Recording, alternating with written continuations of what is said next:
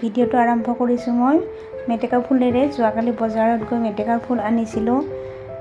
এতিয়া বাকলি এৰাই গুচাইছোঁ আৰু আমাৰ মায়ে পাকঘৰত কঁঠালৰ গুটি এৰাই আছে। মই চাহ বনাম বুলি ভাবি গাখীৰ বহাই দি কিবা কামত ব্যস্ত হৈ গ'লোঁ, গাখীৰ পৰি গ'ল। এয়া চাওক, আৰু মেকুৰীজনী ইয়াতে শুই আছে। গৰমৰ দিনত বাহিৰত নাযায়, আজি বহুত ৰ'দ আছে। তাৰপিছত এয়া মায়ে ভাত বনালে, মেটেকাৰ ফুল ৰেডি। এয়া লেচেৰা আলু ভাজি, এয়া মাছৰ আঞ্জা বনাইছে, আৰু এয়া দেউতাৰ খোৱা খাদ্য ৰেডি হৈছে, চিৰা আৰু গাখীৰ। তাৰপিছত মানুহজনে বজাৰত গৈছিল, যাই তামোল পাণ আনিলে। আমি তামোল পাণ খাওঁ আৰু। তাৰপিছত মানুহজনৰ কাৰণে মই চাহ ৰেডি কৰিছোঁ। দৌৰাদৌৰিতে মই গাখীৰো পৰি গ'ল। এয়া মই চাহ বনাই আছোঁ আৰু মায়ে ৰন্ধা বঢ়া কৰি আছে। আজি আমাৰ ঘৰত আলহী আহিব। ৰন্ধা বঢ়া হোৱাৰ পিছত মই চাই আছোঁ কেতিয়া আলহী আহে। এয়া এইটো আমাৰ ঘৰত যোৱা বাট।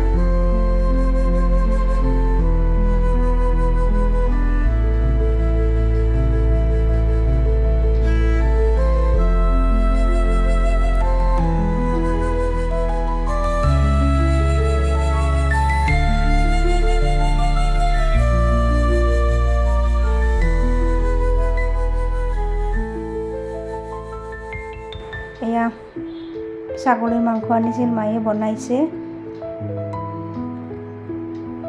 আৰু মই চাহ বনাই আছিলোঁ আলহী অহাৰ পাছত।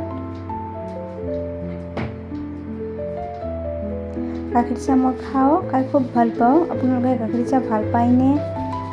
এয়া মায়ে আদা নহৰু বাকলি গুচাই আছে, মানে মায়ে দৌৰাদৌৰি কৰিছে আলহী যেতিয়া সোনকাল আহি পাব। আৰু মই দুপৰীয়া আমিও সোনকাল ভাত খাওঁ। আমি ভাবিছোঁ ভাত তাত সোনকাল খাই অকণমান ইভিনিং টাইমত ফুৰিবলৈ যাওঁ। মায়ে ছাগলীৰ মাংস বনাই আছে।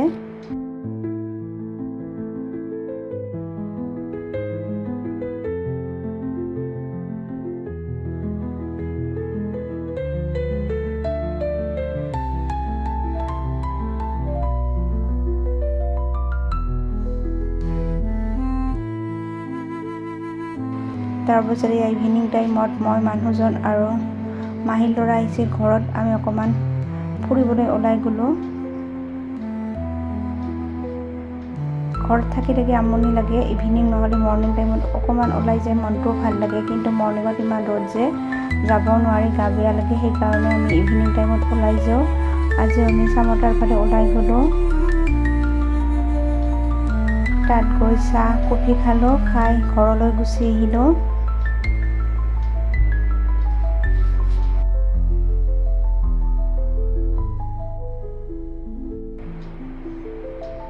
আমি এতিয়া অকণমান ফুৰিবলৈ ওলাই যাই আছোঁ। চামতৰ ফালে আমি গৈ আছোঁ।